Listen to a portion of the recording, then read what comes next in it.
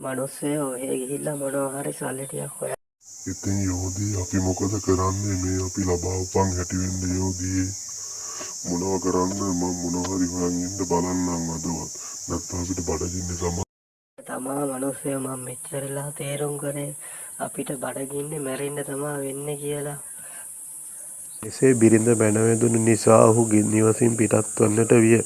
නිවසින් පිටත් වුණු ඔහු ගමහරහද පිටත් වී කැලයට අවතීර්ණ වන්නට විය. කැලයට අවතීර්ණ වූ ඔහුට දෙවිවරුවා කොහෙද මේ උදේම යන්නේ? ලොකු ප්‍රශ්නයක් වාගේ මට පේන විදිහට නම් ඔයාට මට සමහර විට ඔයාට උදව් කරන්න පුළුවන් වෙයි. මේ ළඟ තාපසතුමෙක් ඉන්නවා. ඔයාගේ ප්‍රශ්න වලට එයාලා පිළිතුරු ඇතිව නවතින්න දරුවා නවතින්න. ලොකු ප්‍රශ්නයකින් වාගේ කොහෙද මේ උදේම ගමන් කරන්නේ? මයි තාපසතුමනි මට ලොකු ප්‍රශ්නයක් අපේ මායියා කිව්වා මට සල්ලි හොයාගෙන එන්න කියලා. හොඳයි පුතා මට පුතායි කාරණාව තේරෙනවා. ඒ වුණාට මුළු ජීවිතේම කියන්නේ සල්ලි නෙමේ. අපි ජීවත් වෙන්නේ සල්ලි හම්බ කරන්නම නෙමේ පුතා.